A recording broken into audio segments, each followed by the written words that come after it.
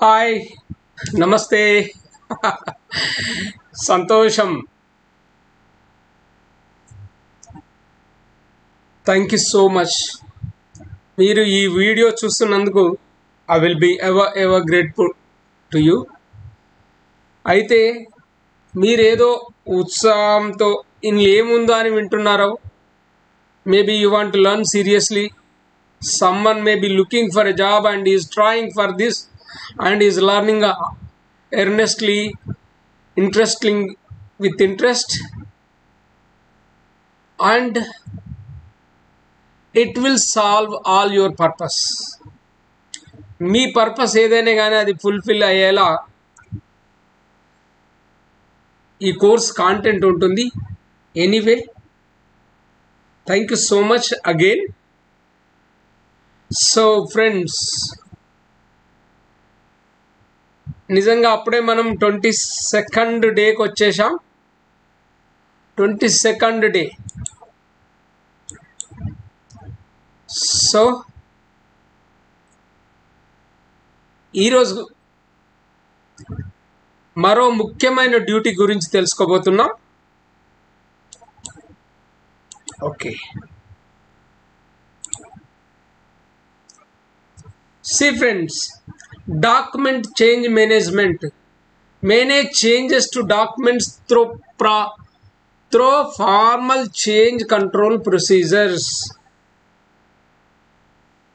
Document change management. Manage changes to documents through formal change control procedures. Suppose మనం ఒక plan గీసాము, ఒక drawing ఉంది మన చేతిలో. దాన్ని పట్టుకొని మన ప్రాజెక్ట్ టీమ్ కన్స్ట్రక్షన్ చేస్తూ ఉంటుంది. I'm sorry, project team construction చేస్తూ ఉంటే అక్కడ ఎగ్జాక్ట్గా డ్రాయింగ్లో ఉన్న విధంగా చేయడం కుదరకపోతే ఏం చేస్తారంటే వాళ్ళు then and there they will decide and change the route. లేకపోతే అక్కడ ఏదో డ్రాయింగ్కు కాకుండా రియల్గా చేంజ్ చేస్తారు. డ్రాయింగ్లో కాకుండా అంటే రియల్గా చేంజ్ చేయాలంటే ఫస్ట్ ఏం చేయాలి? కన్స్ట్రక్షన్లో చేంజ్ చేయాలంటే ఫస్ట్ మనం దాన్ని ఎలా చేయాలనుకుంటున్నామో డ్రాయింగ్లో చూపించాలి. ఆ డ్రాయింగ్ కన్సల్టెంట్కి పంపించాలి, వారు అప్రూవల్ ఇవ్వాలి. Then only we can do that. ఓకేనా? సో దానికంటూ ఒక ప్రొసీజర్, చేంజ్ మేనేజ్మెంట్. దానికంటూ సెపరేట్ లాగ్స్ మెయింటైన్ చేయాలి. అంటే స్టేటస్లో చూపించాలి ఇది ఎందుకు చేయాల్సి వచ్చింది, దాని వివరాలు అన్నీ ఉంటాయి. దాన్ని కొన్ని కంపెనీలు ఏమంటాయి అంటే ఫీల్డ్ చేంజ్ నోట్ అంటాయి, లేకపోతే చేంజ్ రిక్వెస్ట్ అంటాయి. సో మనం ఏదైనా చేంజ్ చేయాలంటే we cannot do just like that. మనం చేంజ్ చేయడానికి రీజన్ చూపించాలి, అప్రూవల్ తీసుకోవాలి. అప్పుడే మనం చేంజ్ని ఫిజికల్గా కన్స్ట్రక్షన్లో చేయగలుగుతాం. సో ఫ్రెండ్స్, ఈ డాక్యుమెంట్ చేంజ్ మేనేజ్మెంట్లో మొత్తం మనం రికార్డు మెయింటైన్ చేయాల్సి ఉంటుంది. ఈ పర్టికులర్ డాక్యుమెంట్కు ఎన్ని చేంజెస్ చేశారు అవన్నింటిని మనం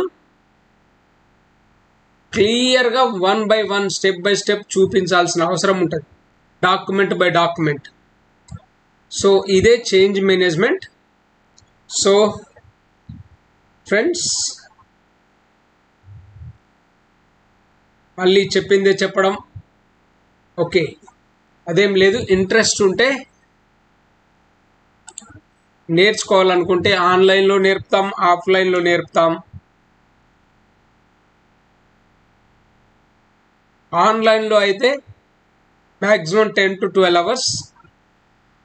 ఆఫ్లైన్లో అయినా అంతే, కాకపోతే ఒక వారం రోజుల్లో లేకపోతే 2 రోజుల్లో పూర్తి చేయగలుగుతాం. Depending upon your urgency. మీకు అర్జెంటుగా కావాలి, తక్కువ టైం ఉంది, నేను నేర్చుకొని వెళ్ళిపోతానంటే దట్ విల్ డూ. ఇక కోర్టులకు వస్తే మాత్రం మీరు అడ్వాన్స్ ఎక్సెల్ కూడా నేర్చుకోవచ్చు. ఫ్యాకల్టీ తోటి అడ్వాన్స్ ఎక్సెల్ కూడా చెప్పిస్తాం. సో ఫ్రెండ్స్, ఇది ఈరోజు మన 22nd duty, that is change management. Okay friends,